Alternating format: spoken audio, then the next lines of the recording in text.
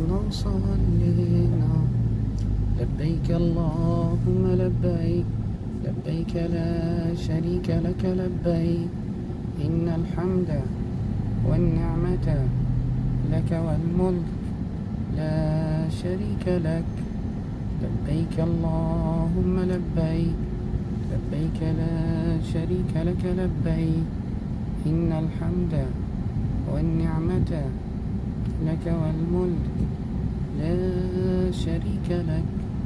لبيك اللهم لبيك، لبيك لا شريك لك لبيك، إن الحمد والنعمة لك والملك لا شريك لك.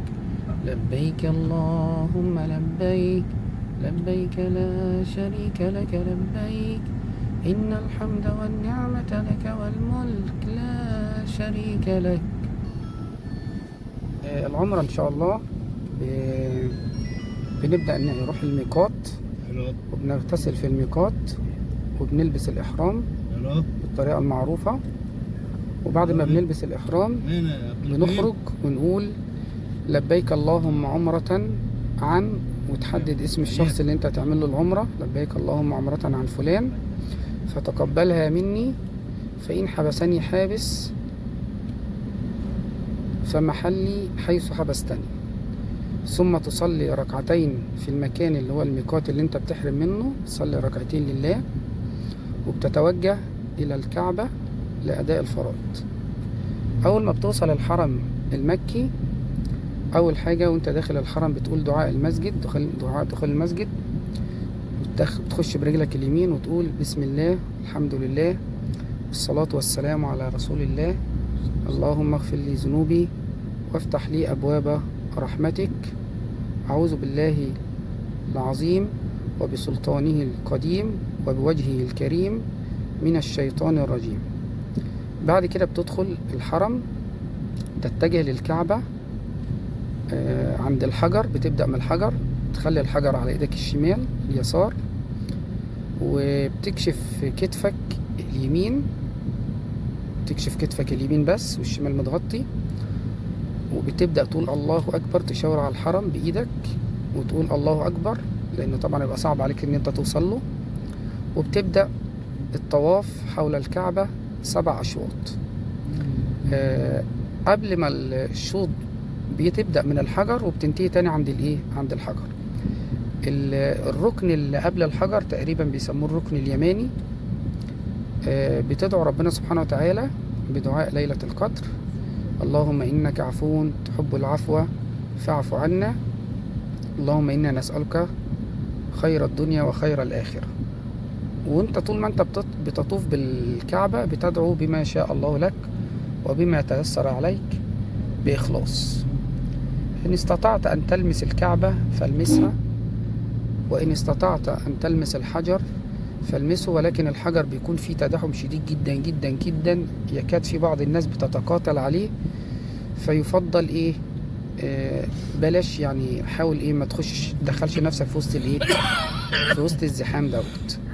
وخاصة النساء يعني يستحيل وصولهم للحجر، يستحيل يستحيل يستحيل. فما فيش واحدة تغامر وتدخل تروح ناحية الحجر، لأن الرجال والشباب بيستميتوا عليه، فما فيش واحدة ست هتقدر توصل.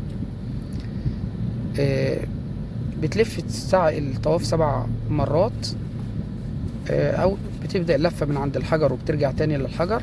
أول ما بترجع اللفة للحجر، اللفة التانية بقى أول ما توصل الحجر بترفع ايدك وتقول الله أكبر، وهكذا زي ما عملت في اللفة الأولانية.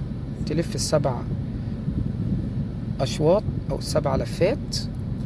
بعد ما بتخلص الطواف 7 مرات بتتجه إلى مقام إبراهيم. مقام إبراهيم دوت بيبقى بعد الحجر على طول، قدامه على طول، بيبقى عامل زي فانوس كده على الجنب اليمين. بتروح تصلي هناك ركعتين، تقرأ في الأولى سورة قل يا أيها الكافرون، وفي الركعة الثانية سورة قل هو الله أحد. بعد كده بتتجه بعدها مباشرة، بتلاقي باب المسعى للصفا والمروة على ايدك اليمين.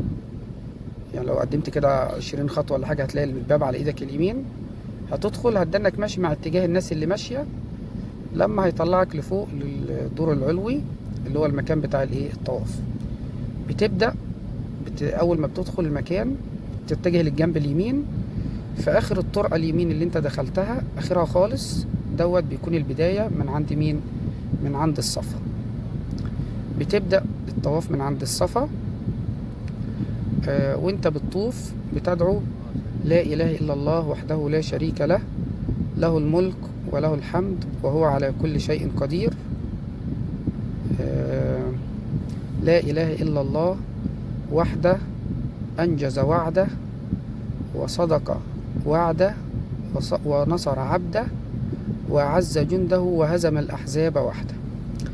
وانت بتسعى بين الصفا والمروة في نص الطريق كده بتلاقي فيه علامات خضرة فوق، يسن للرجال عند العلامات ديت الهرولة يعني زي المد السريع ما بين المشي والجري، مد سريع شوية من أول العلامات الخضراء لغاية آخر العلامات. العلامات دي بتظهر في تلت الطريق تقريبا، بتبقى واخدة حوالي تلت الطريق. النساء لا، ما تهرولش في المكان دوت، الهرولة بس للرجال. طبعا انتقلت من الصفا إلى المروة أدي كده مرة، بعدين هترجع من المروة للصفا أدي كده 2، ترجع بعد كده من الصفا للمروة 3، وهكذا لغاية ما تتم السبع أشواط. في نهاية السبع أشواط قدرت إن أنت تصلي ركعتين لله، صلي، ما تصليتش خلاص. بعد كده يتم بقى قص الشعر. الرجل يحلق خالص أو يقصر، طبعا الأفضل الحلق خالص زيرو يعني. لو انت هتعمل عمرة تاني او حاجة زي كده لا، يبقى التقصير عشان تلاقي حاجة تقصها في المرة التانية. النبي صلى الله عليه وسلم دعا للمحلقين 3 ودعا للمقصرين مرة واحدة. بعد ما حلقت شعرك كده اصبحت في حل من امرك ان انت تقلع بقى الاحرام وتغتسل وتلبس هدومك وتتطيب. اثناء الاحرام طبعا بيحرم عليك الطيب. المرأة بيحرم عليها النقاب او لبس الجوانتات في ايديها، الجوارب في اليد. بيحرم قتل الصيد او التطيب او ما الى ذلك. الموضوع كله تقريبا بيستغرق حوالي من 2 إلى حوالي 2 تقريبا، نحتسبهم عند ربنا سبحانه وتعالى وندعو